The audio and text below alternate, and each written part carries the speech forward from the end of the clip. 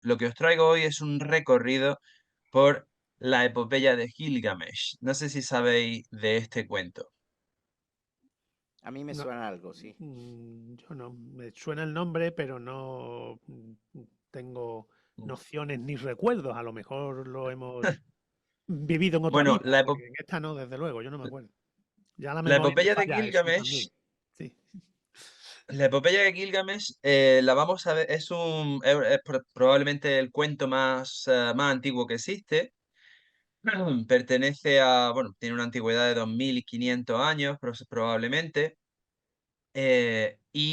Vamos a verla en clave astronómica, pero para verla en clave astronómica prefiero que primero la conozcáis. Yo la epopeya del Gilgamesh la he introducido en el cuentario, en la lista de cuentos que yo suelo contarle a mis hijos. O sea que ellos conocen también Caperucita Roja, los tres cerditos como Gilgamesh. De hecho, muchas veces es una petición a la hora de dormir.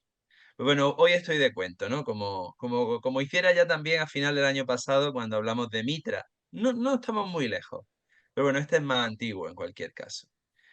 Y Gilgamesh lo traigo, puede que la reliquia, si tuviéramos que materializarla en algo, sería en esta tablilla de arcilla que está ahora mismo pues, en el Museo Británico y que pertenecía a la biblioteca de Asurbanipal en Nínive y que cuenta, en esta tablilla en concreto, cuenta el diluvio, el gran diluvio que aparece dentro de la epopeya de Gilgamesh y que veremos, o por lo menos el relato del diluvio.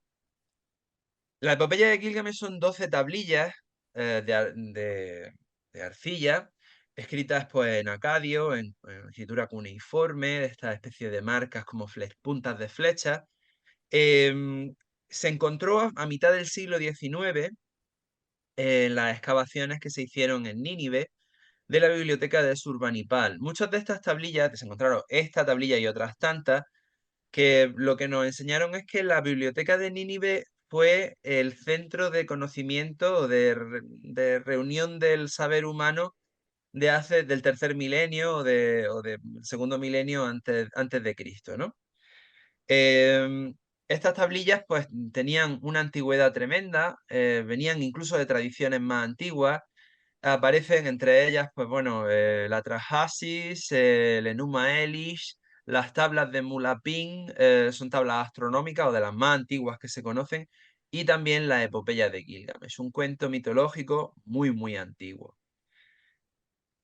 Bueno, como digo, empezamos con la tablilla, ¿no? La tablilla nos habla, las 12 tablillas de arcilla de la epopeya de Gilgamesh nos hablan de un rey de una ciudad que se llama Uruk, de las primeras ciudades que existirían seguramente en la historia, o de las que tenemos referencia, ciudades como las entenderíamos hoy, una zona urbanita de reunión de muchísimos habitantes, no dedicada exclusivamente al mundo del campo, sino también a la industria y a los oficios, a las artes. Gilgamesh nos relata en la epopeya, hasta donde sabemos, podría ser un rey, un personaje real, pero bueno, aquí es una ficción, una mitología. Nos hablan de la ciudad de Uruk. La ciudad de Uruk era famosa por sus defensas, por sus muros. Jenofonte nos habla de unos muros que tienen una entidad inmensa que lo hacen de la ciudad algo inexpugnable. Y, y bueno, también es que tengo una serie de dibujos aquí o de planos en los que bueno, se ve la biblioteca de donde salieron todas estas tablillas, la biblioteca Surbanipal que concentraría pues todos estos temas. Pero bueno, vamos con Gilgamesh. Gilgamesh era un gigante. Era el rey de esta ciudad, era un gigante y mandaba con mano de hierro sobre la ciudad de Uruk. De hecho, en la epopeya de Gilgamesh, de lo primero que se habla es de lo que he comentado, las murallas de la ciudad. Es tan severo este rey que los habitantes de Uruk ruegan a los dioses por algo que les libre de este rey o por lo menos que aporte algo de justicia. Y la historia nos cuenta, aquí vemos algunas representaciones en piedra de Gilgamesh aquí en la presentación que he preparado. la historia nos cuenta de Gilgamesh que de repente del cielo cayó una estrella, cayó una bola de fuego hirviente y en su interior había un personaje. Este personaje es Enkidu. Enkidu venía como respuesta de los dioses bueno, a lo duro del gobierno de Gilgamesh. Pero Enkidu pierde su camino y aterriza en medio del campo. Y allí en el campo Enkidu es una criatura, bueno, con cuernos, peluda, maloliente, y que no tiene otra que mezclarse con las vacas. La noticia de esta caída de un bólido, ya se ha ido José María Madiedo, pero bueno, la caída de este bólido llega hasta la ciudad de Uruk y llega a los oídos de Gilgamesh, que le dicen que un ser impresionante, un ser muy fuerte, pero salvaje, ha caído en medio del campo. Y Gilgamesh lo que manda es a una especie de sacerdotisa, una hieródula, Shamhat, que lo que va a hacer es civilizar a este personaje. Shamhat se desplaza hasta el campo y allí, pues de alguna forma seduce, digo esto también, y civiliza, estas cosas no se las cuento a mis niños, como entenderéis, a Enkidu, con dos cosas, con artes de mujer y con cerveza. Y entonces, pues, Enkidu se convierte ya menos en un personaje simiesco o por lo menos de corte animal y más en una persona o en algo parecido a un humano, ¿no? Conserva sus cuernos, conserva ciertos rasgos de monstruo, pero ya sabe hablar, ya huele de otra forma. De hecho, el relato nos habla de que las vacas ya no quieren juntarse con él y él no tiene más remedio que cumplir su cometido, que es ir a vencer a Gilgamesh. Por cierto, Enkidu es una figura que muchas veces se refiere como la lucha entre el mundo rural, que estaría representado por Enkidu, y el mundo de la ciudad, de ese nuevo, de la urbe, que acaba de surgir, que sería Gilgamesh. Y por supuesto, pues bueno, pues hay un enfrentamiento, hay una serie de premoniciones de la madre de Gilgamesh acerca de que viene un hombre de características muy curiosas que va a enfrentarse a su hijo, pero que resultará esto en una gran amistad entre Enkidu y Gilgamesh. Y Gilgamesh advierte a Enkidu de que ambos son muy poderosos y que su lucha solo conseguiría pues extenderse en el tiempo y no conseguir que ninguno de los dos venciera. Enkidu se enfrenta a Gilgamesh y termina por aceptar que efectivamente los dos son seres muy poderosos y que ninguno de los dos va a vencer. Por lo tanto, surge una gran amistad entre ambos. Para celebrar esta amistad, Gilgamesh le propone a Enkidu una aventura, y es la de desplazarse hasta el bosque del cedro, que, que tiene pues árboles preciosos o maderas preciosas, para construir un templo en Uruk. Y bueno, el bosque del cedro es posible que sea un lugar real, estaría en el Líbano y sería el bosque de los cedros de Dios, que bueno, es un bosque de estos árboles, ¿no?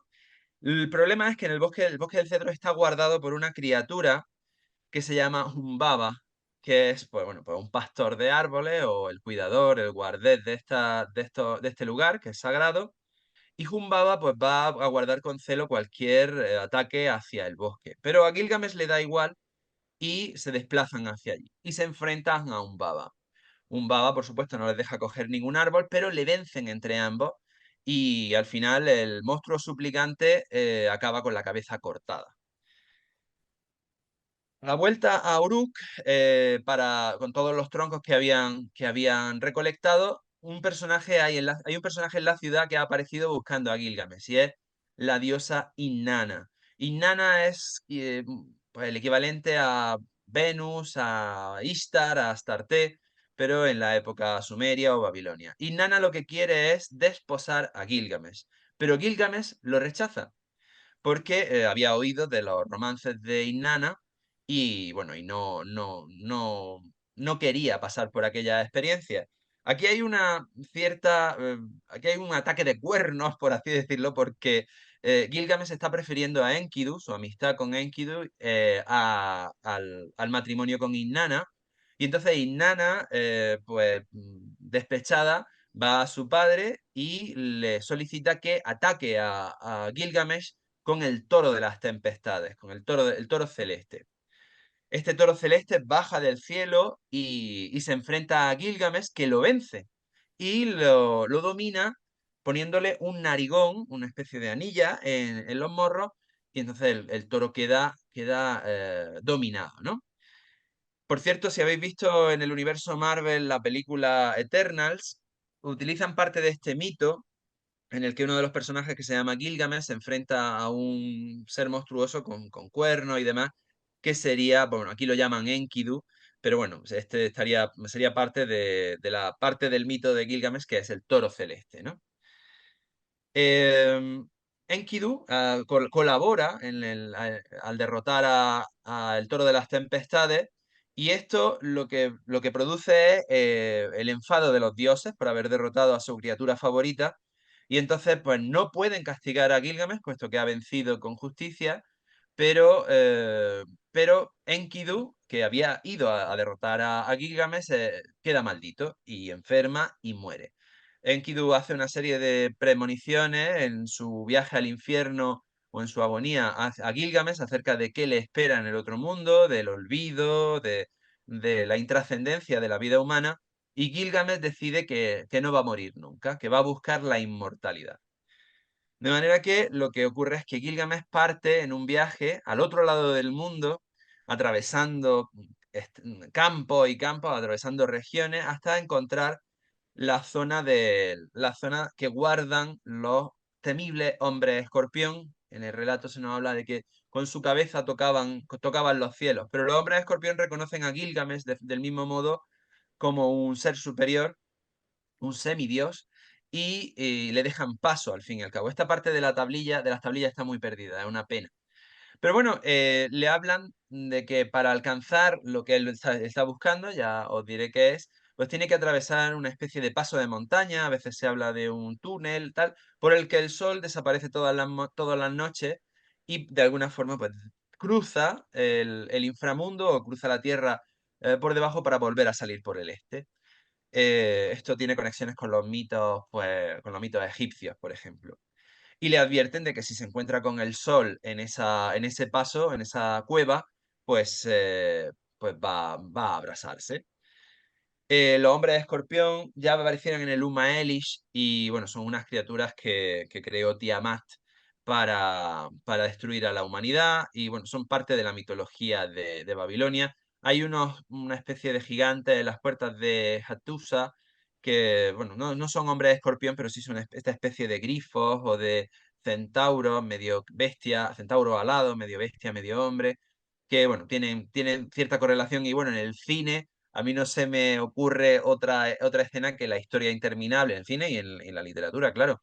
Las esfinges que guardan el paso al oráculo están traídas de la epopeya de Gilgamesh, y de este paso a una zona muy peligrosa que sería, bueno, la cueva donde atraviesa el sol. Gilgamesh consigue en el último instante atravesar la cueva o el paso de montañas por el que atraviesa el sol, y llega al otro lado del mundo, donde hay una especie de jardín del Edén, ¿no? En este jardín del Edén hay una serie de enfrentamientos con unas criaturas de piedra, pero se le indica que lo que está buscando, la inmortalidad, la tiene un personaje que se llama Utnapishtim, que vive en el centro de un lago, pero como ha destruido a estas criaturas de piedra, ya no hay forma de llegar a él, porque el lago tiene las aguas de la muerte, y entonces lo que hace Gilgamesh es coger un montón de pértigas, las corta de árboles y demás, y se las lleva en un barco, y las pértigas, conforme las usa, se derriten en el agua, pero bueno, consigue alcanzar a Utnapishtim. Utnapishtim es una especie de Noé.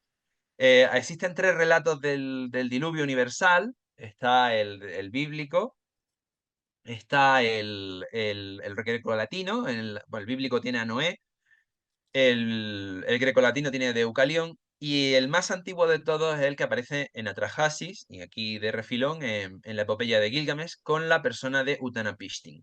Utnapishtim sobrevive al diluvio y los dioses le conceden la inmortalidad, pero cuando Gilgamesh le pide el secreto de la inmortalidad, Utnapishtim no lo tiene. Sin embargo, la mujer de Utnapishtim le dice que Gilgamesh ha recorrido un gran camino, y entonces pues no puede irse de vacío, tiene que darle algo. Y Utnapishtim en su sabiduría le indica que existe una planta que no concede la inmortalidad, pero sí rejuvenece. Y esta planta se encuentra en el fondo de un mar. En una nueva aventura, Gilgamesh se dirige a esta agua y con una hazaña tremenda baja, bucea hasta este fondo marino y coge esta planta. Y antes de tomarla o de prepararla para volver a rejuvenecer, vuelve a Uruk. Y muy cansado, pues antes de llegar a la ciudad, toma un baño en unas fuentes termales y en su ropa esta planta es robada por una serpiente, que por cierto pues, consigue la serpiente rejuvenecer y por eso las serpientes mudan la piel y vuelven a rejuvenecer, ¿no? Gilgamesh vuelve desolado a Uruk sin su premio, sin su recompensa. Y bueno, como todas las historias, no es el final lo que interesa, sino el viaje más bien, ¿no? Esta historia pues contiene pues, cosas universales que nos llaman la atención pues a todos, ¿no? Y por eso, bueno, ha perdurado, por lo menos la hemos encontrado pues intacta en nuestros días. Bien, y ahora que conocéis la historia de Gilgamesh, vamos a la parte astronómica. Para esto voy a recurrir a una presentación que hice hace unos años, en el 40 aniversario de la Sociedad Astronómica Granadina, que era Orión, el cuento de nunca empezar, y bueno, recorría Orión en una especie de vista hacia atrás, desde nuestros días hasta lo más antiguo que se podía alcanzar. Bien, pues como hemos contado esta historia, ya no lo oculto más. Gilgamesh es Orión, es la constelación de Orión. No, en las tablas astronómicas de Mulapin no se dice exactamente, pero bueno, cuando analiza el mito, pertenece a este legendario. En Mulapin, por cierto, Orión es el pastor que nunca muere o el pastor eterno o algo así. Pero vamos a ver por qué. Gilgamesh es la constelación de Orión. Como habéis visto en la historia aparece Enkidu, que cae como una estrella muy brillante, que podría ser la estrella Sirio, y que es el compañero de Gilgamesh. En este caso, el compañero de Orión, por lo menos en el mito grecolatino, era su perro de caza, que está en la constelación de Canis Majoris. Y bueno, hemos oído que Enkidu es un ser medio bestia, medio hombre. Aquí aparecería en esta constelación como tal. Pero también la amistad que aparece entre Enkidu y Gilgamesh nos lo recuerdan los gemelos eternos, que por cierto, los gemelos gigantes, que por cierto son una constelación ya en Mulapin, es decir, las tablas astronómicas de Mulapin ya aparece Géminis como los gemelos, no con el mito de Castor y Pollux, sino con otros mitos. Pero aquí hay una hermandad entre dos personajes, Orión y Gilgamesh, que serían los propios gemelos. Además, si miráis la etimología de las estrellas de Orión, veréis que, bueno, la etimología viene del árabe y siempre aparece un personaje que es Yausa. Por ejemplo, Betelgeuse es tal, no conozco ahora las palabras, pero bueno, sé que Al-Yausa. Todas las estrellas hacen referencia a este Yausa, que en árabe tiene una traducción directa como el gemelo. De manera que hay una referencia a que Orión tendría un gemelo o que Orión es parte de esa pareja de gemelos. Y yo pues, tenía la teoría personal en que la constelación de Géminis en realidad es solo uno de los dos gemelos porque el otro sería el propio Orión. También es posible que el nombre de las estrellas de Orión sea una contaminación por la proximidad de ambas constelaciones, que también suele ocurrir una metonimia, en este caso estelar. Orión se enfrenta al toro de las tempestades, que sería la constelación de Tauro. En Babilonia aparece Tauro como tal, está reconocido como un toro. De hecho, es posiblemente la constelación más antigua que existe, la de Toro. eh, y en la posición que tiene, lo que lo que hemos heredado de las tradiciones astronómicas, es que la constelación de Orión se está enfrentando al toro. Y además este toro está apareciendo del cielo porque siempre se representa solo con los cuartos delanteros y la cornamenta. Y bueno, otros elementos de esta historia, como Inanna, que sería la diosa Venus, o incluso a veces la luna, también podría ser Virgo. em, Utnapishtim podría ser Acuario, es decir, se representa muchas veces el mito del diluvio a través de la constelación de Acuario, pero hay un elemento en concreto que a mí me parece genial y que además recoge otra explicación distinta a la que nos da el mito grecolatino de Orión. Ya sabéis que en el mito grecolatino, Orión y Escorpión no están colocados cerca en el cielo, porque Zeus no quería que estos dos grandes seres, uno un insecto o un arácnido, lo que sea, y el otro pues un héroe, se enfrentaran en el firmamento y los pone en ambos extremos del firmamento, de manera que cuando vemos a Orión no vemos al escorpión y al revés. Bueno, pues según la mitología babilonia o la epopeya de Gilgamesh, la explicación por la que Orión y Escorpión están apartados es que Orión o Gilgamesh empieza su viaje en Uruk y atraviesa el mundo entero hasta encontrar el sitio por donde se oculta el sol, que está guardado por los hombres escorpión, los temibles hombres escorpión. Por cierto, los hombres escorpión son un hombre escorpión y una mujer escorpión. Bueno, su conversación, como he dicho, está perdida. Las tablillas están muy desgastadas en estos puntos y no tenemos una fiel traducción. En muchos puntos de la epopeya de Gilgamesh ocurre así. No tenemos una fiel traducción, una fiel continuidad de lo que ocurre en el relato. De manera que los hombres escorpión y Gilgamesh están situados en los dos extremos del cielo precisamente por el origen y el final, o parte de este viaje que hace Gilgamesh de un extremo a otro de la Tierra. Y esta es la tablilla de Gilgamesh que quería traeros. En otra ocasión os hablaré de otros mitos bueno, que son también astronómicos de Babilonia. Y bueno, os dejo como imagen final esto que parece pues casi el cartel de una película de cine. Creo que hay una gran película, por lo menos en Occidente, que Occidente se ha perdido por ahora, porque en Oriente el mito de Gilgamesh es muy conocido. Así que bueno, esta es el relato de Gilgamesh y su relación con las estrellas, la reliquia que os traía yo hoy, que es la epopeya de Gilgamesh.